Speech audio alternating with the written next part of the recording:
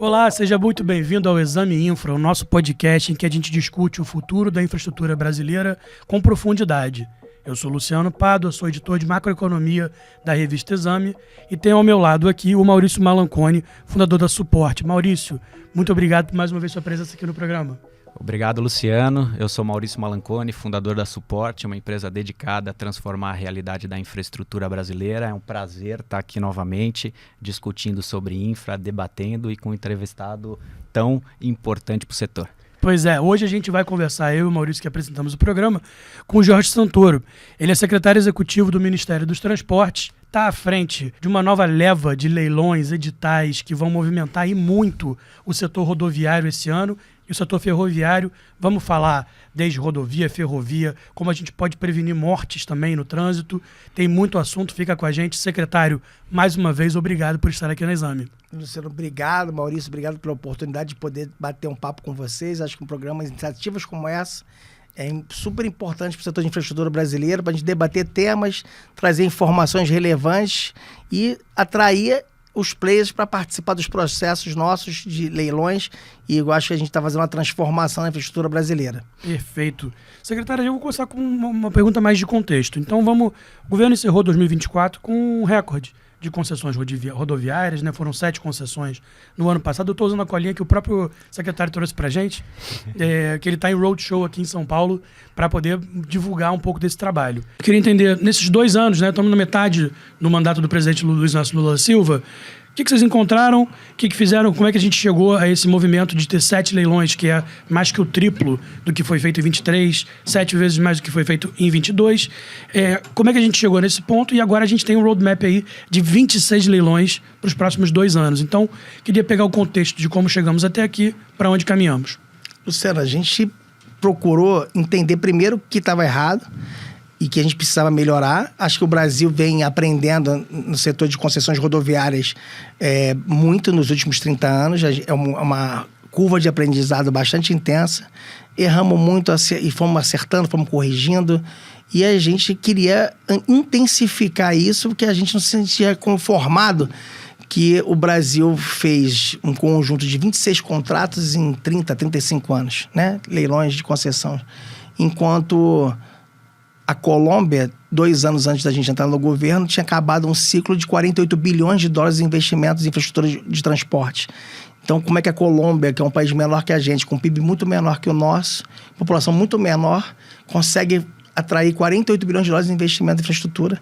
E por que a gente não estava conseguindo fazer essa rodada desses investimentos? Vendo um cenário cada vez mais preocupante da produção nossa do agronegócio aumentar, industrial também, as exportações, né? E a gente está começando a ter gargalos logísticos muito sérios no país e o nosso custo de transporte interno no país maior, né? Que a média mundial. Então, a gente precisava fazer alguma coisa e, nesse sentido, a gente ouviu o mercado financeiro para entender os problemas da modelagem econômica. Passamos praticamente 2 meses rodando aqui, basicamente em São Paulo, entender que cada banco via diferente para colher as melhores contribuições.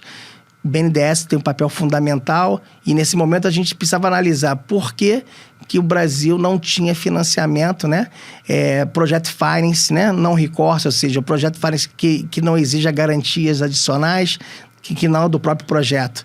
E isso a gente via pelos balanços das companhias abertas que estavam no setor, que o nível de endividamento dela em face ao EBITDA era muito superior à capacidade de atrair novos leilões.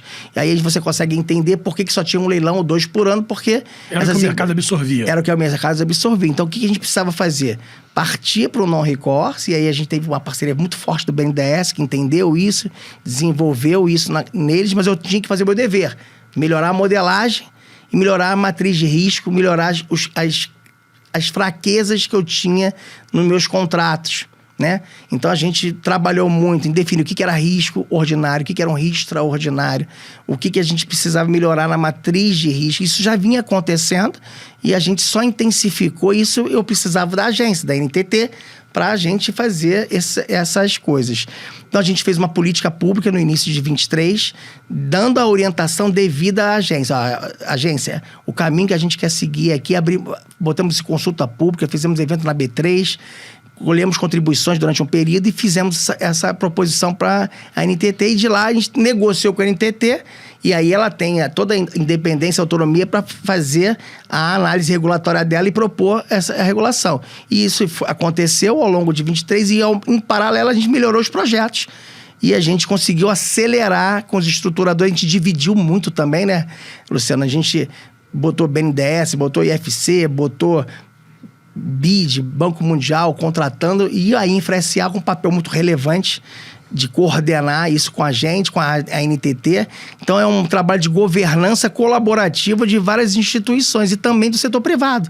A gente foi ouvir a BCR, ouvir a dores dos concessionários, o que eles estavam com problema, para a gente melhorar essa carteira e ela ficar atrativa. Uma coisa que chamou a atenção da gente, quando a gente foi a primeira vez para fora, é que a gente não era relevante no mundo.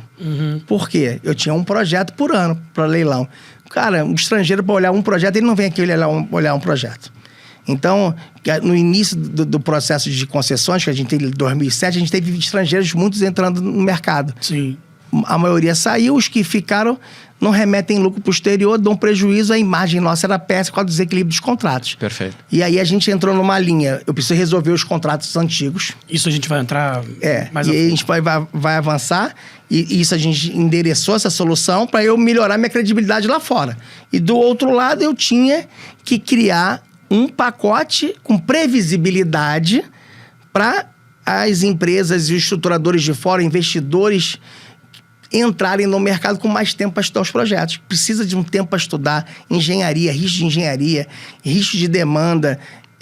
O meu estudo está bem feito, não está bem feito. Aí a gente teve que criar uma governança no Ministério com a Infra para a gente melhorar a qualidade do que vinha lá. Então a gente reviu os projetos que estavam em andamento, melhorou essas qualidades, teve uma gestão muito mais incisiva em cima disso, e a gente conseguiu apresentar uma primeira carteira. O mercado não acreditou, ninguém achou que a gente ia fazer, a gente falou que ia fazer 15 leilões, não conseguimos fazer em 24, né? 24, 23 a gente estava estruturando ainda. Fizemos 12 em 23, conseguimos fazer 7. Por quê?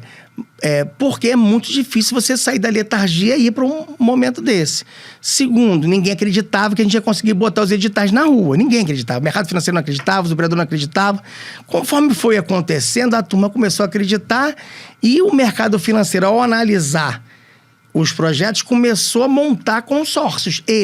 Ou seja, vários atores, né, começaram a estruturar e criarem áreas de infraestrutura para participar dos projetos nossos de transporte. Então, BTG, XP, Opportunity, Perfim Equipar, VPR, e mais recentemente o Pátria desde o início, o Quineia. Então, agora o REAG, o último leilão lá do ano. Então, assim, essa turma começou a montar consórcio com empreiteiro. Empreiteiro começaram a se juntar em consórcio.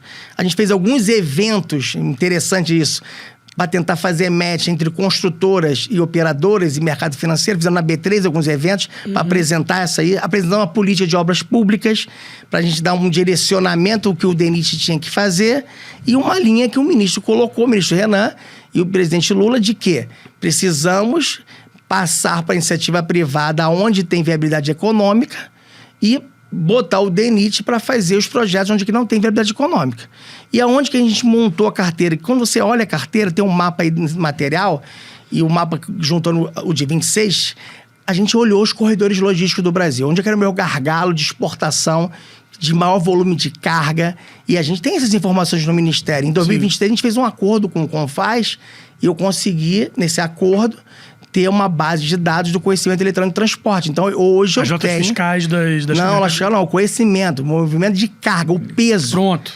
É totalmente diferente. Nota fiscal, você não tem o peso. Ótimo. Aí eu tenho que fazer uma conta de estimativa. Não, no conhecimento eu tenho o peso, eu tenho a informação. Pronto. A gente está melhorando isso com o fisco, mas assim, hoje eu tenho uma ideia muito clara da onde está indo a carga para onde está indo a carga. Imagino que tenha pontos vermelhos claramente. Claramente, e gargalos logísticos de a gente estar no PNL, que a gente iniciou o ciclo novo, aí a gente criou várias parcerias com várias instituições públicas, a gente vai ter um PNL brasileiro com pesquisa quantitativa, que olha para trás, e com uma pesquisa qualitativa, que olha para frente com o empresariado. Ou seja, eu vou conseguir ter um dado muito mais qualidade para eu jogar e vai facilitar muito hoje. Maurício, você não tem essas informações públicas. Nós vamos botar tudo em dado público. Tudo em dados para você baixar, e quem está estudando vai ter essas informações. E isso é muito importante para poder quem está estudando, quem está olhando, quem está se planejando, saber para onde está indo essa infraestrutura. E quando você faz uma carteira dessa, com essa lógica de corredor logístico, muda tudo, porque ela tem o que parece que não tem pegada da VPL positivo. Vai dar, porque o corredor tem um crescimento no longo prazo muito grande, aí você consegue mensurar isso na modelagem. O PNL que você diz é o Plano Nacional de Logística, certo? Então, assim, o material que você trouxe para a gente hoje é justamente o pipeline de investimentos em rodovias. Rodovias. Estamos na casa acima de 100 bilhões, certo? Para 25, sim. A gente já contratou, 160 bilhões aí, e tem 100 bilhões já contratados no ano passado. E além do modal rodoviário? A gente vai lançar o ferroviário, porque o ministro, como a gente em 40 anos fez 3 leilões de ferrovias somente para fazer pequenos trechos, porque quem fazia era a Valec, né? Obra pública. Levava 30 anos fazer uma Norte-Sul, né? A gente não pode ter esse tempo, Maurício. A gente precisa entregar uma infraestrutura com muito menos tempo. Então, a gente iniciou um processo de estruturação e acho que precisa ter um peso nisso. O ministro quer lançar com o presidente Lula, a carteira já está pronta, já está com as modelagens todas contratadas, algumas já entregues. A gente está em audiência pública. Amanhã eu estou indo para o Rio de Janeiro para fazer a última audiência pública do Arco Ferroviário do Sudeste, da F-118. E quando vai ser lançado esse edital? Provavelmente, a gente deve ter esse edital até o meio do ano lançado. E provavelmente vai ser no final do ano esse leilão da F-118, com novidade importante, né?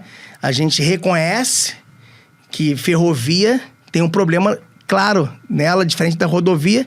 Na rodovia, o cara já cobra pedágio no início. Ferrovia, o cara vai construir 5, 6 anos de construção sem ter uma receita. Então, uma modelagem para dar um VPL positivo, a ferrovia tem que ter um volume de carga muito grande. Sim. Então, de qualquer maneira, exige um esforço financeiro gigantesco de quem vai entrar e um risco cada vez maior. Se vai ter essa carga ou não vai ter carga. Então, o governo está fazendo uma modalidade completamente diferente, inovadora, que é a gente fazer o aporte público na concessão para fazer cobertura do gap de viabilidade econômica. Ou seja, o critério do leilão é quem me oferecer a menor necessidade de capital do governo. Perfeito. Então, eu vou fazer um aporte. Quase que uma PPP em alguma medida? É uma PPP. É que o Brasil, na lei nossa, a gente diferencia a PPP de concessão. Fora do Brasil, PPP e várias modalidades diferentes. Como a gente diferenciou, a gente é muito latino e a gente quer tudo em lei. Normativa. Aí, normativa, a gente tem esse problema. Mas, na verdade, PPP, em estrito senso, em lato senso, é o que nós estamos fazendo, né? Parceria com o setor privado. A forma a gente está chamando de concessão com aporte. Perfeito. A gente faz aporte durante o CAPEX do projeto. Ou seja, meu CAPEX, meu aporte é limitado ao máximo ao CAPEX. Eu não posso botar um aporte superior ao CAPEX, eu estaria financiando custeio, não faz sentido, né? O governo financiar o custeio da empresa, isso não faz sentido. Então, a gente limita ao CAPEX, mas, em geral, pelas avaliações iniciais, é um aporte que complementa, ou seja, é bem abaixo da necessidade de CAPEX do projeto, mas essa participação é decisiva para, no momento mais crucial e o dinheiro mais caro, que é o equity. O governo entra com equity, praticamente, uma espécie de equity.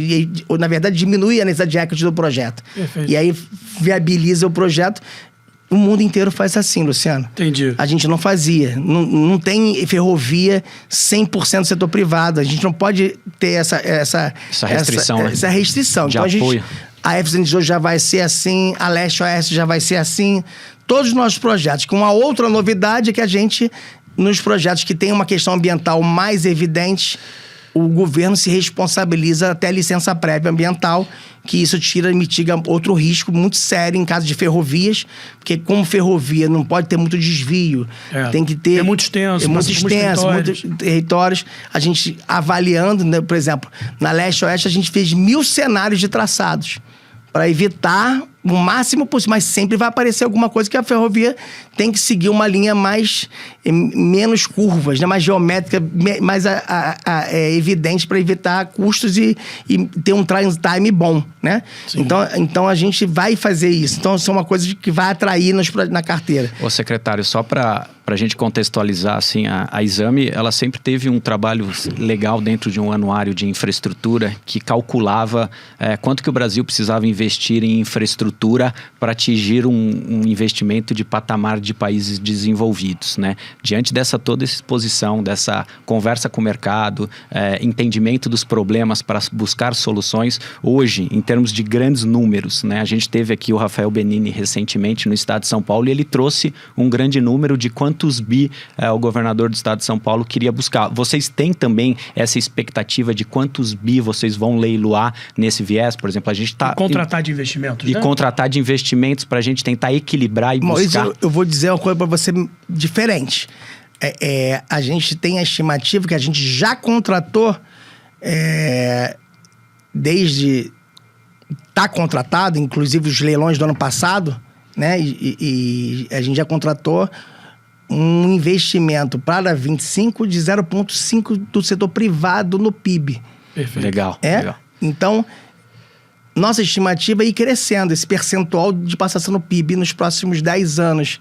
E a gente vai chegar ali a 0,7, quase 0,8 no auge dessa carteira do PIB, eu já projetando o crescimento do PIB brasileiro e os efeitos já claros de agregação de valor, de efeito multiplicativo desses investimentos na economia, sempre bastante conservador. Então, a gente abre uma boca de jacaré. Em 24, um dado interessante, e que a gente apresentou em Londres ano passado, e que se confirmou em dezembro, foi o primeiro ano que o setor de transporte, infraestrutura de transporte, superou o investimento privado, superou o público. Então, assim, um dado muito relevante, na minha opinião. E é muito importante, porque o balanço vai vir daí, isso, né? E o meu espaço fiscal está dado pelo marco novo regulatório nosso fiscal, né?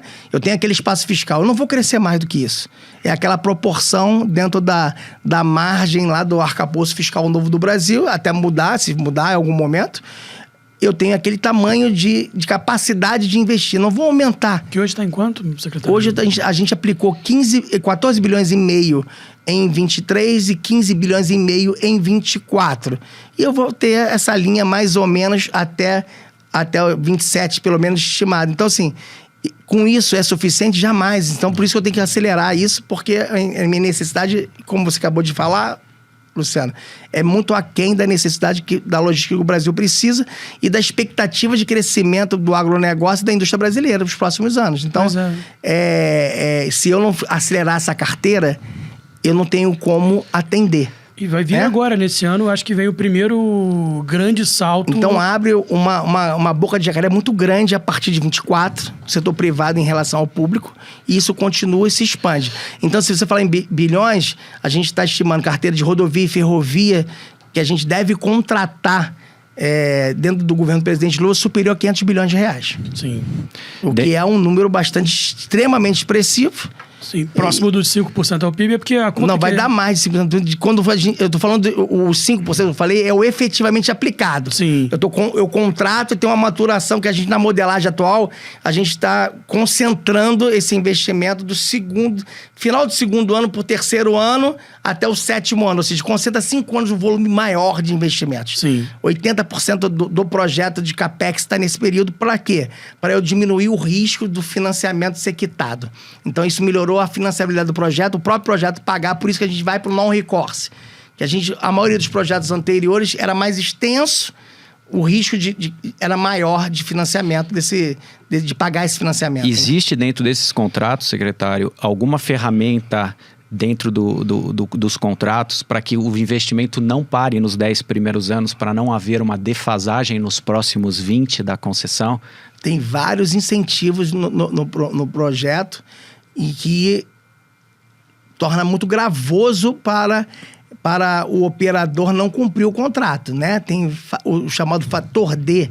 Então, se ele atrasa, desconta no valor tarifário dele. Então, não cumprir o contrato, não fazer o investimento, ele vai sentir na veia a queda de receita dele, ou seja, vai diminuir a tarifa. Então, isso é muito gravoso. Sim. E outros mecanismos estão previstos no contrato. Como entendeu? aumento de capacidade. Né? Eu digo, após os 10 anos de operação, você tá falando depois dos 10 anos, existem alguns instrumentos para que continue a ampliar a capacidade para que não vire gargalo? Colocou nos contratos, na maioria dos contratos que a gente vê o potencial de aumentar o fluxo muito nos próximos anos, a gente colocou gatilhos de novos investimentos e a gente já prevê o que a gente acha que vai precisar colocar naquele ativo. E isso ajuda também para eu não ter de saída uma tarifa muito alta. Porque eu não preciso fazer uma duplicação nesse trecho agora. Eu não tenho tráfego para isso. Então, o que eu coloco? Eu coloco um gatilho para daqui a 5 anos eu verificar. Chegou a esse volume de demanda. E aí eu já starto automaticamente esse investimento e já reequilibra a tarifa dele, reequilibra o contrato dele. Está tudo previsto em contrato, isso é muito importante, porque no passado eu colocava tudo que eu queria, que eu sonhava, mas já botava como obrigação dele agora. E ele não tinha o fluxo para pagar isso. E aí, por isso que descasava do projeto Finance, e por isso que a maioria das concessões antigas nunca enquadraria no projeto Finance não recourse, porque o projeto não descasava receita da necessidade contratada. Hoje não, a gente alinha isso no projeto. Isso faz uma grande diferença, porque eu garanto o investimento e garanto como pagar esse investimento. E acho que é interessante explicar para o leitor e para o espectador que não é do setor, assim, que a gente está vivendo também uma curva de aprendizado no Brasil, né?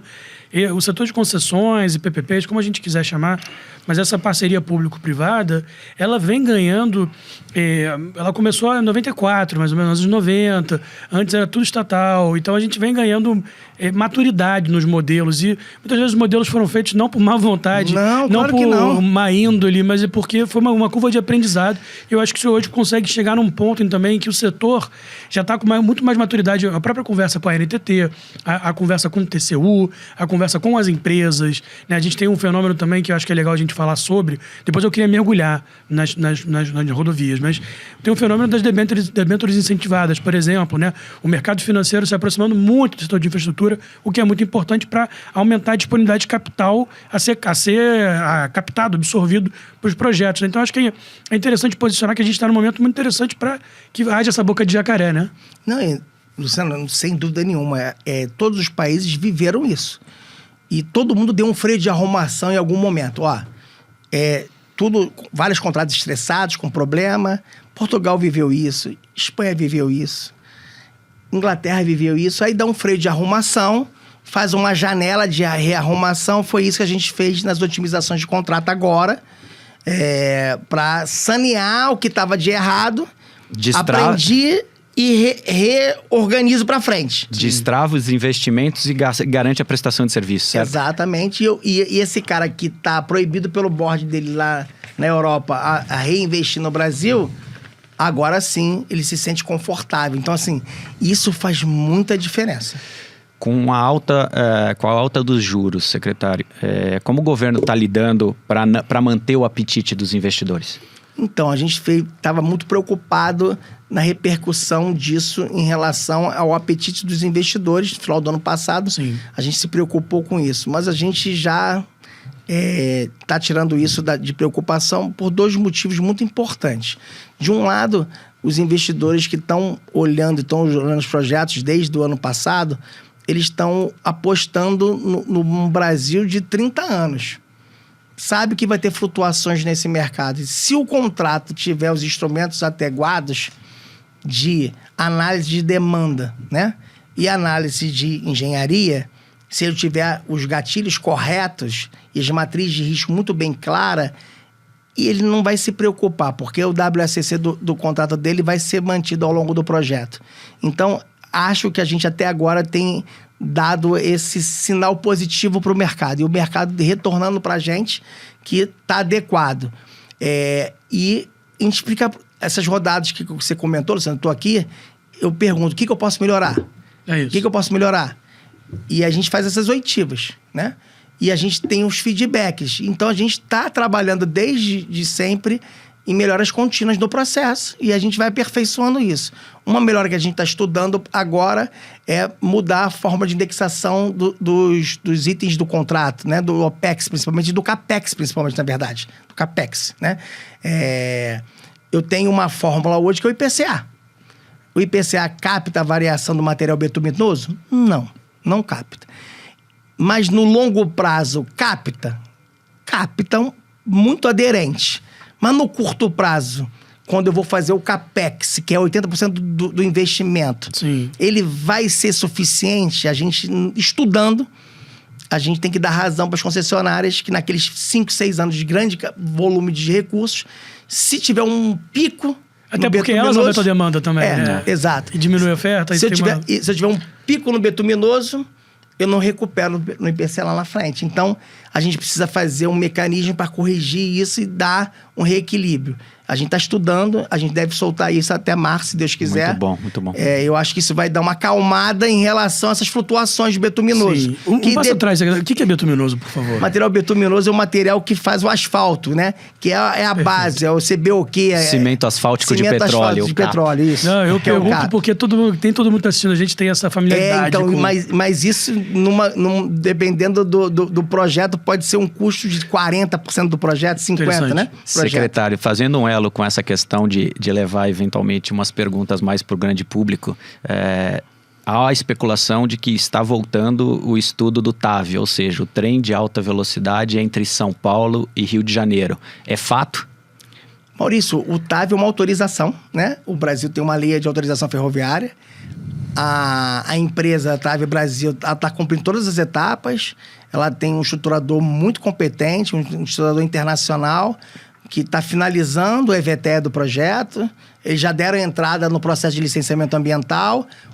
Cabe ao Ministério, né, a InfraSA, todo o ecossistema nosso, apoiar todas as iniciativas de autorização e a gente está apoiando. A gente precisa olhar de forma diferenciada o que é um projeto como o TAV hoje, o que foi no passado, né? Hoje o projeto do TAV é 100% iniciativa privada, o governo não participa com nada, né? Não que ele não participe com nada, ele tem toda a parte regulatória que vai possibilitar isso. A nova lei de autorização, ela permite, e isso é uma coisa disruptiva para o Brasil, que receitas imobiliárias façam parte do projeto. Ou seja, a autorizatária ela pode pedir para desapropriar áreas ao longo da ferrovia para gerar projetos de real estate, né? Shoppings, condomínios e de postos de gasolina, todos os tipos de terminais logísticos para gerar receita para viabilizar o projeto. Sim. Não é só a captação de tarifa. Ele pode criar projetos e a gente tem que autorizar ele a desapropriar. E a lei me permite isso, ele faz a indenização normal e monta o projeto. Isso dá um poder muito grande de barganha para ele, que é um projeto de interesse público, né? Então, assim, um TAV hoje tem condição, imagina no Rio e São Paulo, ele montando projetos imobiliários, shopping ao longo do percurso. Sim. Gera uma capacidade dele de levantar recursos muito grandes. Algumas questões importantes, ele precisa tratar ao longo do caminho com o interesse público local, que é as prefeituras. Então, aonde ele vai parar no Rio? Aonde ele vai parar em São Paulo? É simples, é página 2, né? Isso. Aí a gente tem ajudado, a gente teve uma reunião ano passado com o prefeito do Rio de Janeiro, que foi reeleito, o prefeito Eduardo Paz. Eu acompanhei a empresa e o presidente da InfraSA para discutir com o prefeito, e é sempre melhor você fazer em parceria. E o prefeito do Rio foi muito acessível nisso, aonde ele acha que é importante para a cidade ter a estação inicial do projeto, e isso foi fechado, endereçado nessa conversa. Com o prefeito Ricardo Nunes, a gente fez uma prévia, mas nós vamos marcar uma reunião, o ministro Renan vai participar com ele para apresentar a ideia e ele vai falar a visão dele, de onde que ele gostaria de ter essa estação, porque tudo isso envolve na mudança da cidade. Então, a gente precisa articular. E ao longo do projeto, eles têm algumas cidades que eles vão ter que eles têm a ideia de fazer um trem direto e um trem com algumas paradas. Sim. Então, a gente vai apoiar eles nessas conversas com as prefeituras, que é o papel do Ministério fazer isso. E eu acho que o projeto é um projeto que vai... Ainda não saiu o EVTEA, mas eu acho que o projeto tem um cheiro muito bom de ser viável. É um traçado diferente dos projetos originais que o governo federal tem feito. Corrigiu vários problemas, inclusive de limitações de licenciamento ambiental, mitiga riscos. Me parece que o projeto está muito bem endereçado para o caminho correto. Sim. E eu acredito que com essa possibilidade do real estate e pelo que a gente ouve nas viagens de roadshow, muita gente pergunta sobre o projeto e muita gente interessada, porque Rio e São Paulo, nós estamos falando das duas principais cidades do Brasil, mas não é só isso. Nós estamos falando aí, entre as duas cidades, 35 milhões de habitantes. Então, tem um potencial muito grande e de ter a capacidade econômica de ter um trem de alta velocidade, entendeu? Mas eu ia perguntar isso, assim, qual que é a vantagem prática de ter um trem de alta velocidade entre essas duas cidades? É você interconectar dois grandes centros econômicos brasileiros de uma maneira com baixo custo, né? Sim. Hoje a gente tem... A ponte aérea é muito cara e o transporte rodoviário tem todas as implicações. E também tem uma outra questão importante, né, Luciano? A gente tem que olhar a questão ambiental. Sem dúvida. Um trem de alta velocidade tem impacto ambiental muito menor que o transporte rodoviário, muito menor que o tradicional. Então, a gente tem que olhar todas essas questões como um fator de externalidade positiva para um projeto. E isso faz com que Rio e São Paulo ganhem uma sinergia econômica ainda maior, né? Você imagina você morar no Rio e vir trabalhar em São Paulo, ficar 2 dias com a questão do home office, viabiliza vários tipos de soluções de recursos humanos para sua empresa que você não tem hoje, né? Então, uma hora e pouco. E mais do que isso, eu quero ir no show em São Paulo, o cara vai lá, o custo dessa pessoa se deslocar para ir no show, então você cria possibilidade de atingir 2 mercados de uma maneira com menor tempo, né? Porque você não tem que pegar o aeroporto, toda aquela questão técnica de aeroporto no trem é muito mais simples. E aí, falando de projetos que a gente gostaria de ver e que são muito importantes para o país, queria entender um pouco como é que ficou a Ferrogrão, que tradicionalmente é uma discussão. Lembro de conversar com o senhor falou que havia uma discussão inteira sobre o cálculo, que estava defasado. Como é que está essa discussão hoje? Luciano, a gente, quando chegou no governo, estava tudo parado, né? O projeto de 2013 nunca tinha sido atualizado, como eu te falei. Depois teve uma decisão liminar do Supremo suspendendo qualquer atividade da Ferrogrão, inclusive o estudo. A gente provocou, através da AGU, o Supremo, que autorizou a gente a atualizar os estudos. Foi criado grupos de discussão com a sociedade, dentro do Supremo e dentro do Ministério. A gente fez todas as reuniões, todas as oitivas, ouviu a sociedade, entendeu quais eram as demandas. A empresa que fez o projeto atualizou o projeto, entregou o projeto, a InfraSA validou os estudos. A gente já entregou para a NTT, endereçou o problema, ao nosso ver, e aí o judiciário mais na frente vai dar o posicionamento em relação à reserva, né? Sim.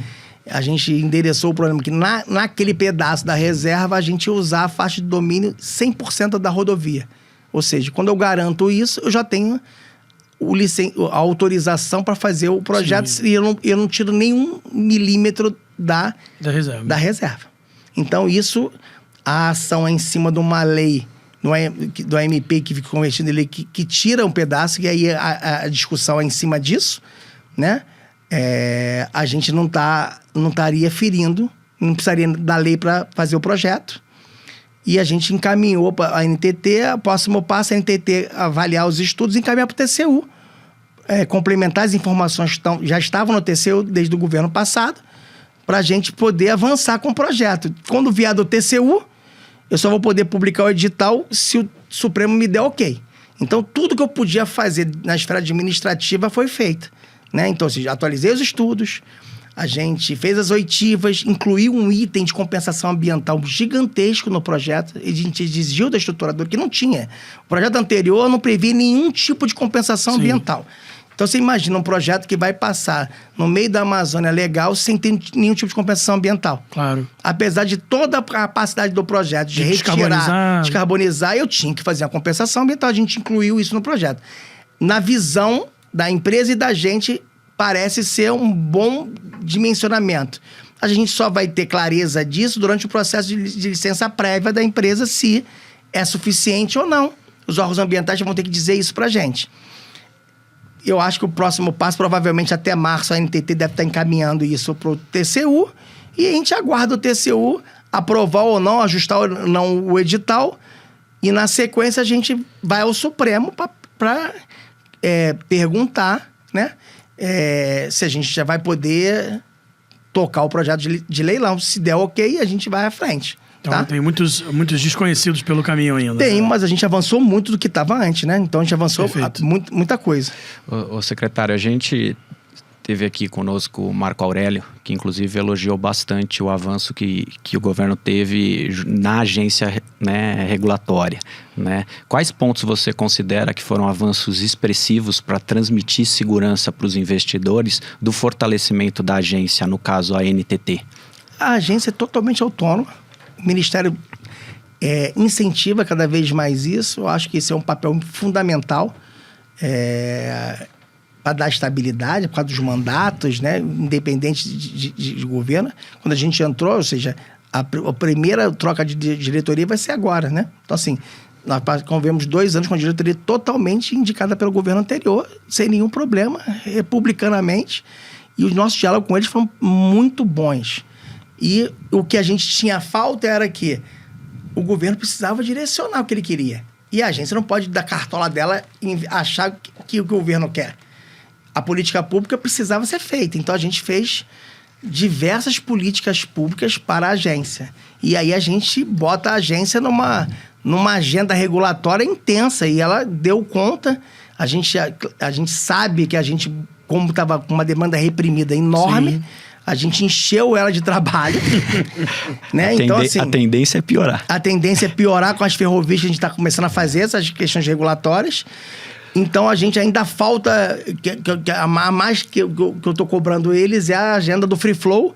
A gente trabalhou no CONTRAN, que envolve diversos órgãos do governo federal, para te aprovar a norma, que para mim, ela é uma agenda fundamental, porque muitos leilões desses, desde o início, ele já vai ser Free Flow. Sim. E para eu ser um free flow com sucesso, eu preciso tirar todos os pontos de risco do projeto. Então, no CONTRAN, a gente avançou muito. Agora falta a parte regulatória de contrato para ser incorporada. Mas o que falta para o free flow, então? Vamos lá. Porque é um assunto que os nossos leitores adoram. Simplesmente matéria sobre o free flow vai super bem. A gente passou, Luciana, no CONTRAN discutindo todas as normas gerais fundamentais, dando direcionamento para a NTT e também para as agências estaduais tocarem, porque alguns estados estavam soltando projetos em free flow sem estar endereçado. E aí o risco estava assumindo todo no governo do estado. É muito ruim. Sim. Isso, né? Que você gera um risco fiscal para o estado. Quando a gente endereçou no CONTRAN, a gente resolveu todos os imbrólios principais. Só que essa agenda não é fácil. Eu tenho o interesse da concessionária, eu tenho o interesse das empresas de meios de pagamento, eu tenho o interesse das empresas de transportadoras. Então, a gente teve que equacionar isso. Foi muito bom o processo, democrático. Colocamos em consulta pública, fizemos várias reuniões. Isso é a norma do CONTRAN. A NTT vai fazer os equilíbrios dos contratos. Até onde ela vai equilibrar, se o cara quiser trocar uma praça física, botar um free flow. Perfeito. Que o free flow me permite fazer descontos progressivos. Quando o cara trafegou, né? Eu cobrar só pelo que o cara andou. A gente fez testes regulatórios na NTT para fazer o sandbox regulatório. Testamos isso. Deu certo. E a gente tem muita coisa que a gente viu que precisava ser corrigida na norma do contrato, já corrigimos. Então, o próximo passo, provavelmente até março, o Guilherme, que vai ser o novo presidente, e o Vitale anterior também se comprometeu com isso, a gente finaliza, já tem uma minuta de regulação já na NTT, está em consulta pública, todos os operadores estão contribuindo com isso, e na sequência a gente publica essa norma. A mesma coisa do HS Win, que é aquela balança que é muito importante para a segurança das rodovias brasileiras. Explica um pouco mais disso, secretário. Hoje, a balança tradicional é uma balança que fica física lá, que você tem que parar o caminhão, demora algumas horas para você fazer esse peso. É parte de um custo, na verdade. E gera um custo para o transportador logístico. Quando eu boto aquela balança que você não precisa diminuir a velocidade, diminui só um pouquinho e o cara passa e já mede com precisão muito grande. A gente fez o sandbox regulatório, deu certo, fundamental. Você consegue ter mais precisão e controle no trânsito das rodovias. Ou seja, no teste do HS-WIN, a gente identificou que 30% a 40% dos caminhões estavam com peso maior. E alguns com peso até 30% maior. E isso fala diretamente com segurança.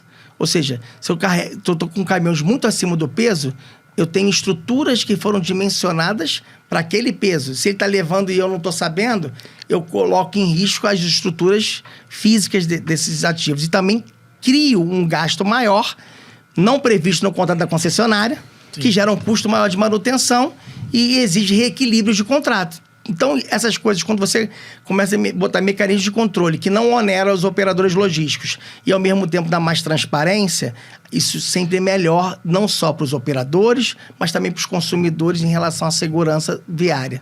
Perfeito. A questão mais da degradação, né? A degradação das estruturas Exatamente. acontece de forma mais precoce por causa do efeito da sobrecarga E aí você tem que mudar todos os planos de manutenção das rodovias e isso é sempre impactante. É usar a tecnologia a nosso favor, no final das Exatamente, contas, exatamente. Né? Além do HS-WIN e do Free Flow, quais outras novidades tem nesses contratos? Então, a política que a gente fez, foi a primeira política de concessões rodoviárias, a gente estimula a inovação. Veja, nos contratos antigos eu exigia que o cara tivesse uma motinho para fazer as vistorias ao longo da rodovia. Por conta da emissão dessa motinha, quanto custa essa mão de obra? Hoje a gente tem drone, a gente tem soluções tecnológicas diferentes. E a gente não está dizendo qual é a solução, Maurício. A gente quer que as empresas criem laboratórios de inovação e proponham. A gente visitou alguns operadores europeus que têm estruturas gigantes de pesquisa de alto nível para soluções, né? E é isso que a gente quer trazer para o Brasil, trazer essa inovação que, no final, o usuário vai ter a tarifa menor. A gente vai ter uma estrada mais segura, né? Então, a ideia é essa. Então, ontem o prefeito Eduardo Paz fez um comunicado pelo celular de possíveis chuvas. Todo mundo tomou um susto no Rio. Aconteceu em São Paulo também, recentemente. Então, a gente quer fazer isso nas nossas rodovias. A gente está contratando isso, estudando soluções para esse tipo de informe. Teve um acidente, caiu uma barreira. São coisas que aumentam a segurança e diminuem mortes nas rodovias. Tem a conectividade também ao longo das rodovias, claro, né? Um tema muito caro. Muito caro, que a maioria dos novos leilões já prevê o 4G e o 5G, e isso é muito importante. Eu achei legal esse negócio, porque envolve também a Anatel. Então tem a Anatel, sim, NTT, sim. Ministério, operadora, telefonia. Então, mas é um negócio que realmente você tinha um telefone antes e agora você tem que fazer uma rede 4G. Você imagina que nos contratos antigos o cara tinha que botar a cada tantos quilômetros um orelhão. Ou fazer uma rede Wi-Fi, né? Aquela rede de câmeras para monitorar tudo. Pô, hoje a gente tem soluções muito mais baratas. Aí a ideia, as modelagens já incorporam isso. Incorpora essa inovação.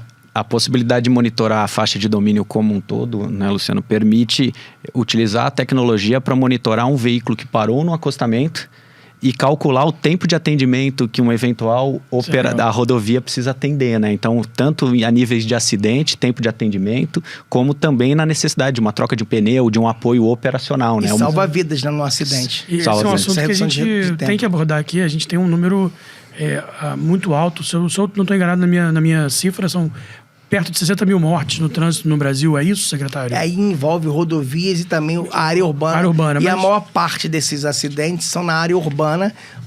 Claro que tem rodovia que passa em área urbana e é sempre muito maior o número de acidentes. Então, isso é uma preocupação que a gente tem no Ministério.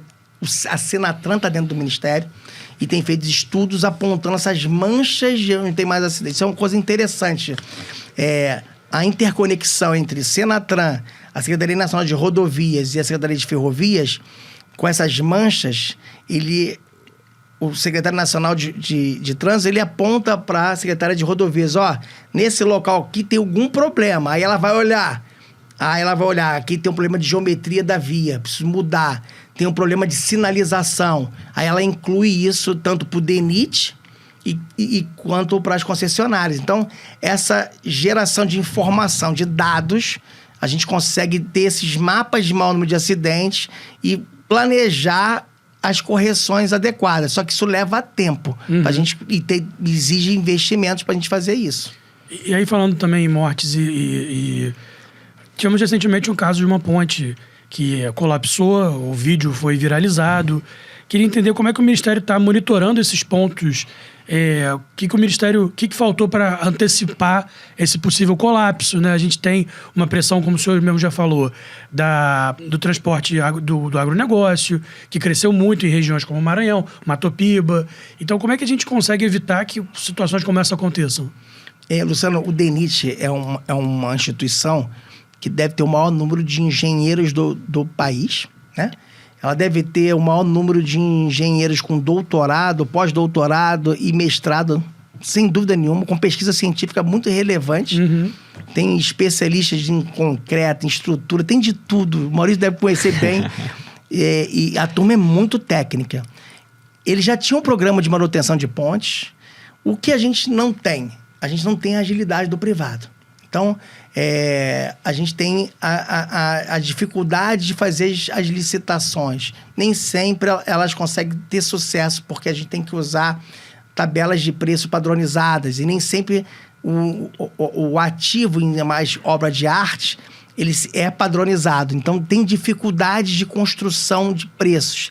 E, num caso concreto, a gente está em avaliação, tem sindicância aberta, a gente está estudando o que aconteceu. A gente claramente tem um problema ali. O que aconteceu? Falhou a manutenção? A análise do DENIT foi no tempo correto? Então, a gente está avaliando essas questões, porque a gente fez a avaliação, a gente mapeia os riscos e vai de 1 a 5 nível de risco do ativo.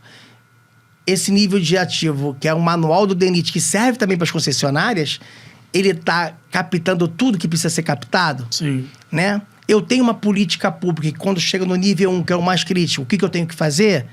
Então, a gente está estudando essas questões para a gente aperfeiçoar. Infelizmente, aconteceu um acidente numa ponte entregue na década de 50, 60, que foi entregue ela, que é uma ponte diferenciada, porque ela tinha um vão livre grande, diferente da maioria das pontes pelo país.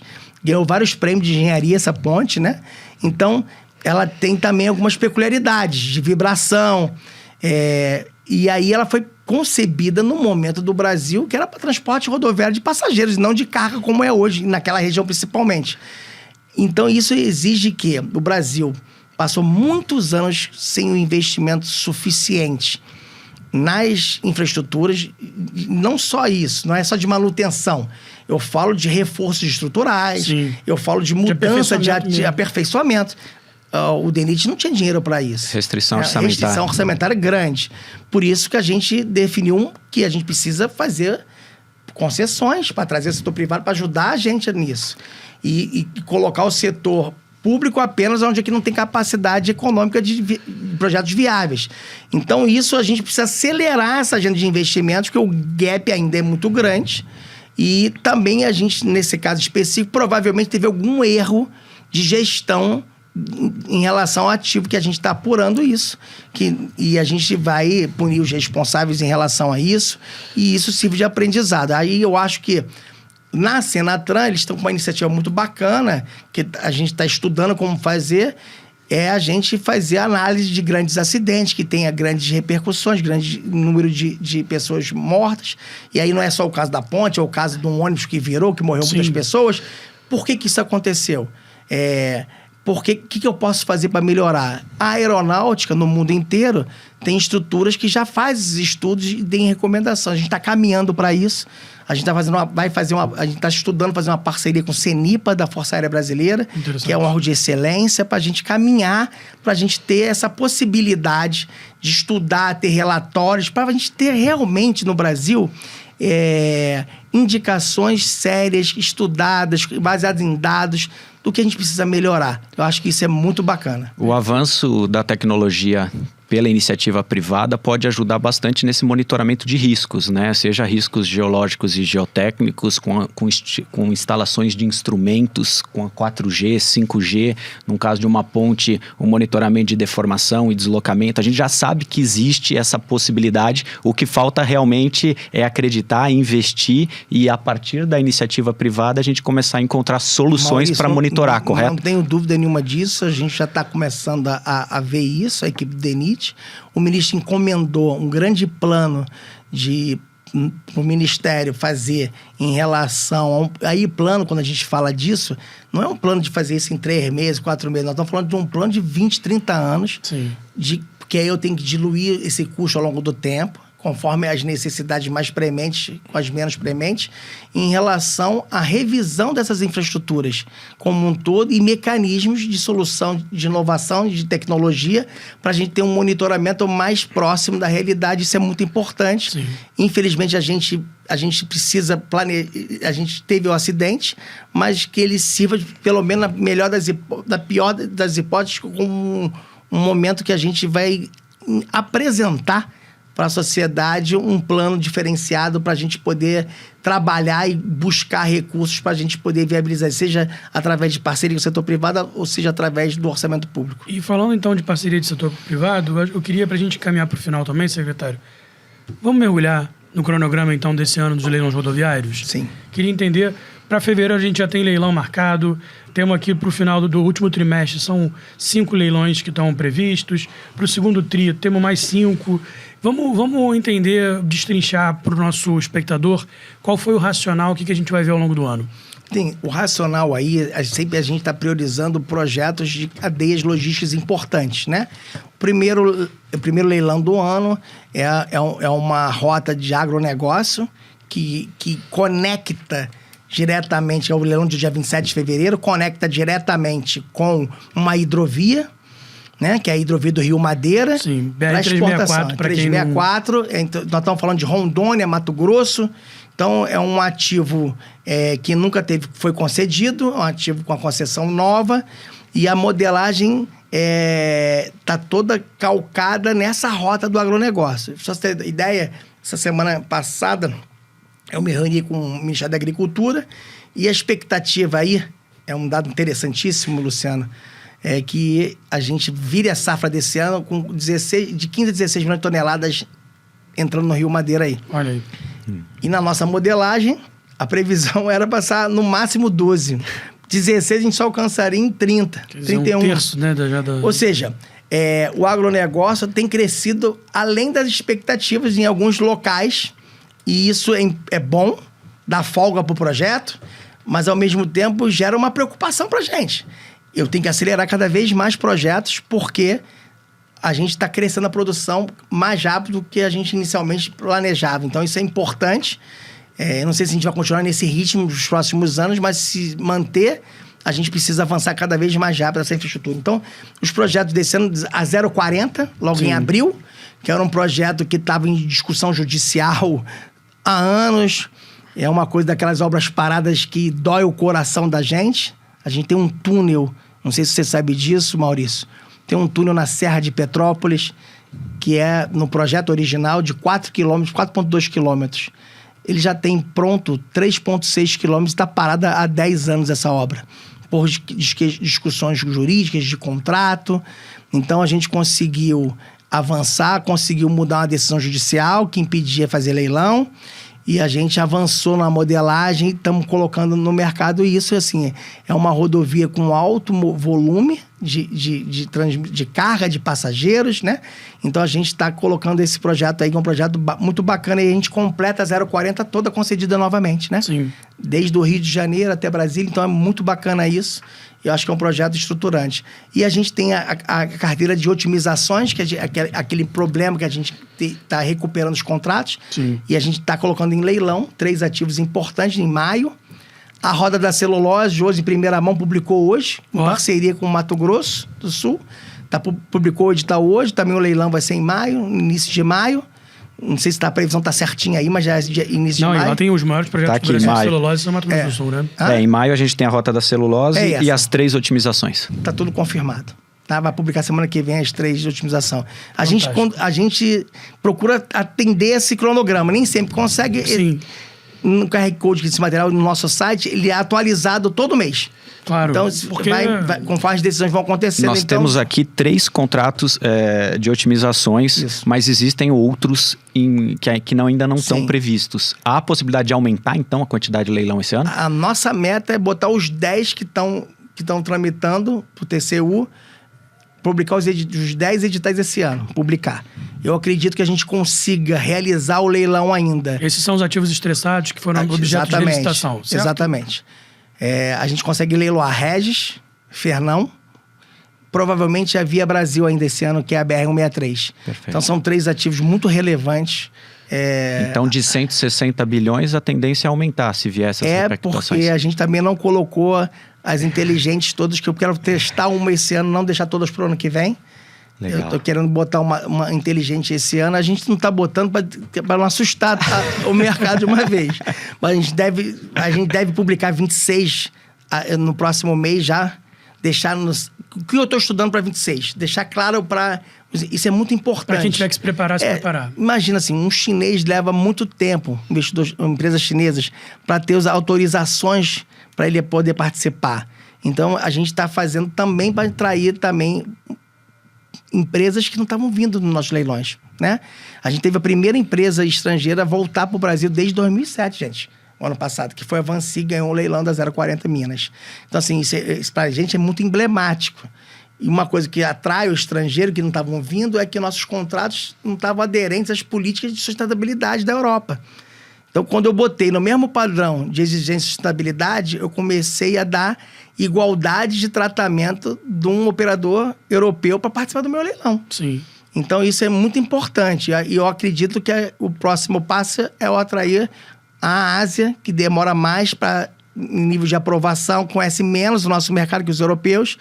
A gente, ao divulgar com antecedência, a gente acredita que em algum momento vai ter algum investidor participando. A gente já está só para complementar, Ferrovia a gente não lançou, mas a gente já está fazendo Market Sound. Na semana que vem aqui em São Paulo, estou 3 dias e encheu todos os dias, já tem 22 operadores participando do Market Sound da Ferrovia, Arco Ferroviário do Sudeste. Para mim, é um número muito expressivo, muito além das minhas expectativas. Nós estamos falando de empresas europeias, asiáticas, árabes participando, fundo de investimentos, querendo entender o projeto. Claro que a maioria não vai participar, mas só em querer estudar o projeto, participar desse processo, para mim, é uma satisfação pessoal ver isso acontecer. Sim. Isso não acontecia no passado. Isso é muito legal. Eu vejo aqui também os lotes do Paraná. A gente conversando em outro momento, secretário, o senhor falou que o Paraná acabou tendo no ano passado foi com uma oferta só, se eu não me engano. 2 lotes no passado. 2 lotes, mas teve uma que foi a única oferta única, né? Dos interessados. O último lote do Paraná do ano passado, que era o lote 6, né? Lote 6, ele era um lote gigantesco, Lu. Pois é. Então, assim, o tamanho daquele projeto é um projeto que pouquíssimas empresas no Brasil ou fora do Brasil entram, porque exigiam um volume de investimento. Veja, quando eu faço um projeto em parceria com o Estado, eu não posso impor minha vontade. O Estado tem as necessidades dele. Então, isso é discutido entre nós e a equipe do governo do Estado respectivo. E eles queriam fazer um projeto robusto. O Paraná, com 6 lotes leiloados, Luciano, nós estamos falando aí de quase 100 bilhões de investimento. Ele vai ter a maior infraestrutura rodoviária do país, provavelmente quando acabar esse ciclo de investimentos. Praticamente todas as rodovias 100% duplicadas, ou a maior parte dela duplicada, com dispositivos bem sofisticados de segurança, de entroncamento, tudo em diamante, em desnível. Então, é estado da arte. Então, isso exige muito capital e tem muito risco de engenharia. Então, poucas empresas competem. E como a gente sabia que tem uma concentração de investimentos importantes, esse último lote a gente sabia que ia ser difícil ter muitos interessados em participar, entendeu? Foi por isso que a gente estava sabendo já previamente. O ano que vem tem esses 2 lotes, eu acho que são lotes que já atraem. Na manhã de hoje eu ouvi 4 empresas... Né? Esse ano, desculpa. Essa manhã de hoje, as 4 empresas, 3 já dizem que vão nos 2 lotes. Então, assim, legal. Já anima... Quando o cara agora diz que sinergia, né? Ele vai estudar, exato. Né? Não sei se ele vai participar, mas o cara vai estudar, ver se faz sentido ou não com ele. Então, assim, eu acho que é muito bacana essas parcerias que a gente fez com o Paraná, com Mato Grosso. A gente tentou fazer com Santa Catarina, infelizmente o governo de lá acabou não avançando por questões políticas locais. A gente fez também com o Goiás, também não avançou por questões políticas, mas está lá pronto o projeto. Um dia essa sinergia acontecer, a gente sai com um projeto que é muito bom fazer com o Estado e o governo federal, porque você evita rotas de fuga. Sim. E aí você coloca o ativo num corredor logístico adequado, entendeu? Então, eu acho que isso é bacana e a gente tá tentando fazer com outros estados. Isso é muito legal, fazer projetos assim. Perfeito. Secretário, tem algum projeto desses todos, para a gente encaminhar aqui para o nosso encerramento, que o senhor gostaria muito de ver? Vai ser aquela coisa assim, putz, daqui a 10 anos, 20 anos, cara, esse foi o... Carteira de 25, eu acho que a gente tem um projeto que não está aí, que é esse que o Maurício acha que vai entrar, que é a Fernão Dias, que é um projeto que a gente está fechando a negociação. A semana que vem é o último prazo para fechar a negociação. Se Deus quiser, vai dar tudo certo com a concessionária atual, para a gente poder levar a leilão esse projeto. É um projeto que você vai ver claramente o que foi esse programa de otimização. Porque como ele é disruptivo, e como foi difícil, mas o resultado é muito impactante. Por quê? Nós estamos falando aí de um projeto que vai colocar quase 9 bilhões de recuperação do piso da rodovia. Veja, essa rodovia já é quase toda duplicada, mas o piso está muito ruim, porque a tarifa é muito pequena. Não dá para manter. Cobrir, não dá nem para manter, né? Então, quando você vê um corredor logístico, veja, Luciano, é o maior corredor logístico pedagiado. Por exemplo, a Dutra tem mais fluxo, mas a Dutra pedagiada é pouca carro pedagiado de volume, né? Porque ela tem vários pontos que não passa pedágio, ela não é free flow, né? Não cobra pelo uso, ela cobra naquela praça. Então, como tem muitas cidades no percurso, ele não é o maior tráfego pedagiado, o Fernão é o maior tráfego pedagiado. O cara paga o pedágio e não vê o resultado dele ali, né? Não vê a qualidade do piso, a segurança viária para ele. Então, quando a gente entregar isso com qualidade daqui a alguns anos, você vai ver claramente... Poxa, eu desatei um grande nó logístico. Você imagina, veja só, na Fernão, o cara que vem da Fernão, aqui de São Paulo, quiser ir para Guarulhos, ele não entra em Guarulhos. Ele tem que ir lá na cidade, lá em São Paulo, lá na Marginal, e voltar. Ele passa do lado da entrada de Guarulhos, mas não tem a alça, não tem dispositivo. A Regis é outro exemplo disso. A Regis aqui em São Paulo... Vai ser feito vários dispositivos conectando as cidades ao longo aqui. É quase uma obra, são quase investimentos em malha viária municipal. São os acessos dessas cidades todas, vai melhorar o trânsito de todas essas cidades. É disruptivo que vai ser feito de investimento que não estava previsto no contrato original, mas a gente ouviu todos os prefeitos aqui do entorno de São Paulo, ainda teve essas audiências para ouvir os prefeitos, qual era a necessidade. As bancadas federais opinaram nesses projetos para sugerir mexidas. Então, assim, eu acredito que esses 2 projetos, quando estiverem implementados, e o paulista vai perceber claramente, o mineiro vai perceber claramente, uma serra como a serra lá do Café, não, lá na Regis, que tem acidentes sempre. Fecha a rodovia 1 hora, 2 lá com problema. Problema de geometria que custa caro resolver, porque o contrato não tinha previsão para resolver isso. E agora vai ser resolvido. Então, assim, você vai diminuir o número de acidentes, vai melhorar a vida das pessoas. Então, isso dá satisfação para quem está no setor público ver, resolver. Tomara que dê tudo certo. A gente está fazendo para dar, né? A gente espera que dê tudo certo nisso. Perfeito. Secretário, queria agradecer imensamente pela sua presença, pela disponibilidade de tempo, agradecer pela entrevista, agradecer também ao Maurício que me acompanhou aqui, nosso co-apresentador. Maurício, obrigado pela companhia. Eu que agradeço, Luciano, queria parabenizar o trabalho. Jorge, muito bacana saber que tem uma pessoa extremamente dedicada em juntar todos os players envolvidos no mercado de infraestrutura para buscar soluções para que a gente atinja um patamar melhor na nossa infraestrutura brasileira. Parabéns pelo trabalho e muito obrigado. Obrigado a vocês pela oportunidade de estar aqui falando e passando as mensagens que a gente está fazendo, né? E obrigado principalmente a você que nos acompanhou. Dessa vez a gente recebeu o secretário executivo do Ministério dos Transportes, Jorge Santoro. Fique ligado, o nosso podcast é quinzenal, então a cada segunda-feira pula uma, vem a outra. A gente vai estar no ar aqui no YouTube da Exame, no site da Exame, em breve no Spotify também. A gente quer levar com profundidade essa discussão sobre infraestrutura. E lembrando que o que importa para a gente é que o Brasil seja mais eficiente, que os custos de transação sejam menores. Todos os nossos entrevistados sempre vão estar aqui com esse espírito e para explicar para você o que importa nessa discussão. Obrigado e até a próxima.